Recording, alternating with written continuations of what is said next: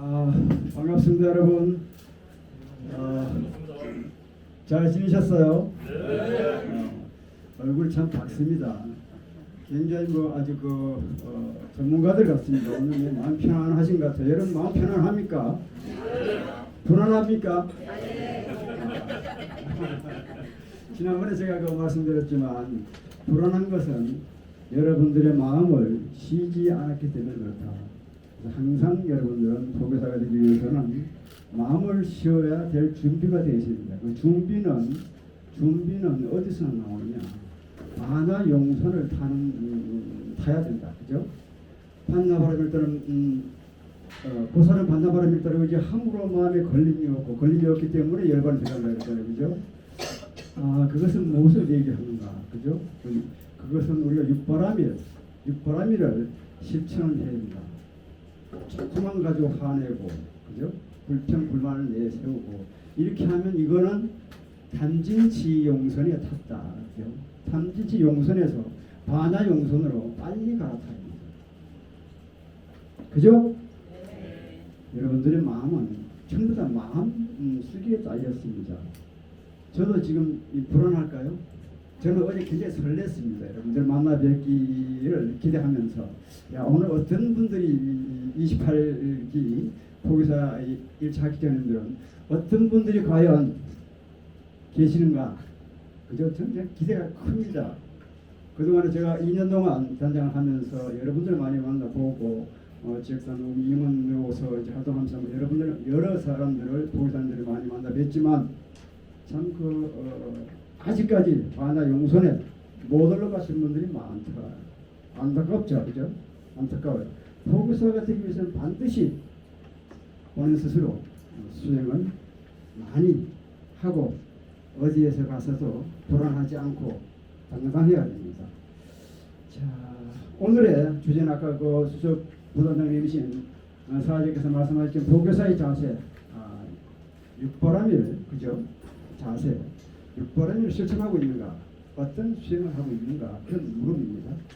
지원 이유는 자신의 원력을 설명하라. 어떤 원력을 가지고 이 포교사에 응시를 했는가? 이게 그냥 친구 따라 강남 가듯이 이렇게 오면 안 됩니다. 그런 마음을 먹었다면 지금 당장 저 뒷모습 나가야 됩니다. 지금 당장 그 마음을 바꿔서 원력을 세워야 됩니다. 나는 반드시 3년, 5년, 10년 활동해서 여러 군데 정말로 어려운 곳에 계시는 분들을 정말 완장용선에 싣고 큰 배를 내가 선장을 해서 가겠다 하는 그런 원력을 가져야 됩니다. 그래 비불자를 만들기 위한 방법이 있는가? 그죠? 가장 좀 어렵기도 하고 쉽기도 합니다. 마지막에는 이 세 가지 주제를 가지고 여러분들이 발표해 주시면 되고요.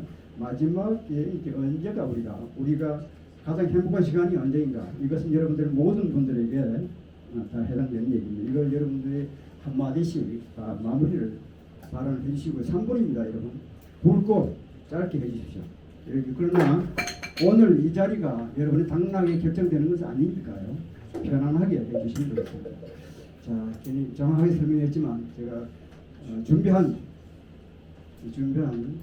인사말을 말씀드리도록 하겠습니다.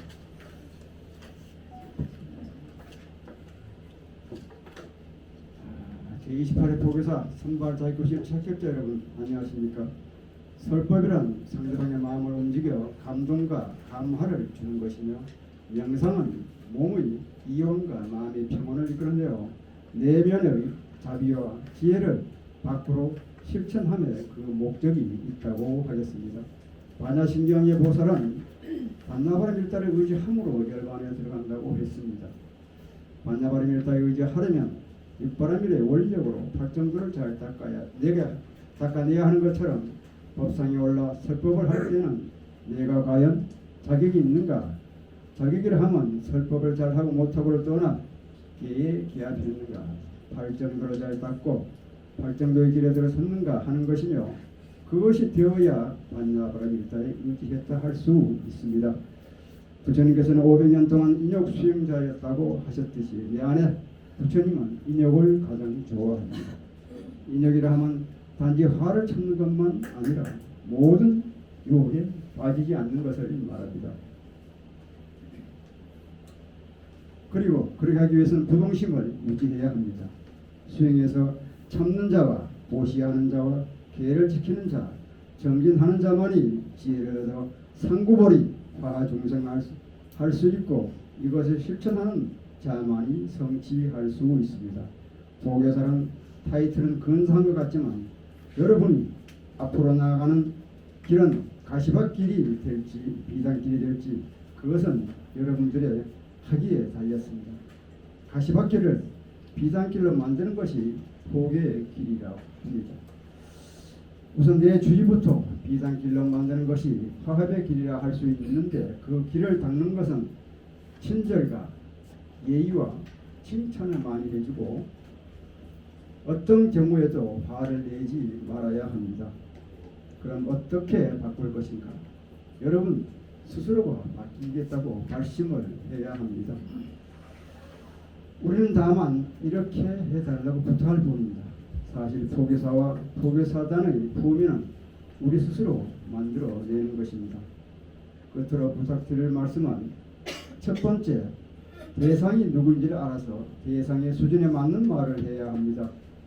두 번째는 설득하려고 하지 말아야 하며 세 번째, 설법 시간은 짧게 하고 지루하지 않아야 하며 설법을 교육이나 주입식으로 하는 것은 조심하고 경계해야 합니다.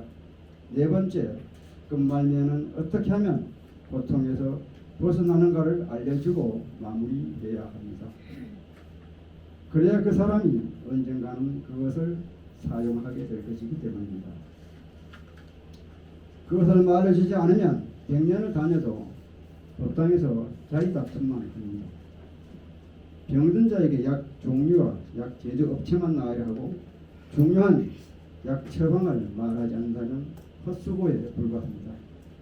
마지막으로 중요한 것은 궁극적으로 대상의 마음을 돌려 인식을 바로하여 자신을 바라보게 하는 것이 목적이라면 우선적으로 나 자신부터 유연해져야 합니다. 그것이 화합입니다.